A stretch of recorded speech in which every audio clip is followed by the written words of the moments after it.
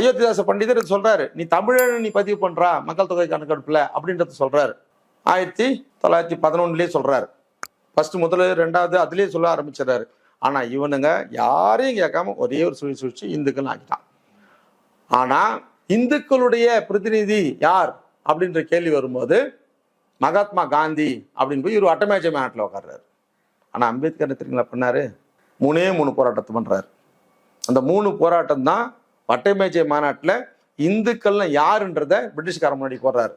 மகத் நுழைவு போராட்டம், காலராம் நுழைவு போராட்டம், மனு தர்ம எரிப்பு போராட்டம். இந்த 3 போராட்டத்தை இவர் முடிச்சிடுறாரு.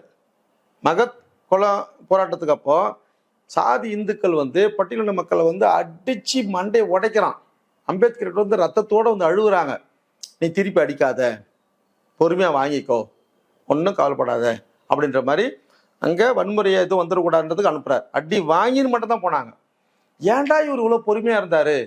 இவன் 10,000 பேருக்கு மேலே இருக்கிறானே, இவன் விட்டு தான் அடிச்சு மொத்தமே காலி பண்ணியிருப்பானே அப்படின்னு பார்த்தா இல்லை. அம்பேத்கர் இந்த தஸ்தாவேஜிகள் இங்கே பண்ண எல்லாத்தையும் போராட்டத்தையும் எடுத்துக்கின்னு வட்டமேஜை மாநாட்டில் உட்கார்றாரு. மகாத்மா காந்தி கிளைம் பண்றார், நான் இந்துக்களுடைய பிரதிநிதிகளாக வந்திருக்கிறேன்னு. அப்போ நாங்கள் யார் அப்படின்னு அம்பேத்கர் தூக்கி போடுறாரு.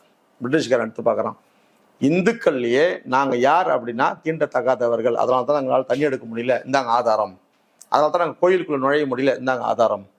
அப்பேற்பட்ட அம்பேத்கரை இந்த அமித்ஷா, கொள்ளக்கார கும்பல் அமித்ஷா, கொலக்கார கும்பல் அமித்ஷா, மரண வியாபாரியினுடைய கூட்டாளி அமித்ஷா சொர்க்கத்துக்கு போறீங்க, ராம் பேரை சொல்லு, கிருஷ்ணர் பேரை சொல்லு, அம்பேத்கர் பெரியான்னு சொல்றேன்னு சொல்லிட்டு இழிவுபடுத்தலாம். நாங்கள் பார்த்து உட்காந்துருப்போமா?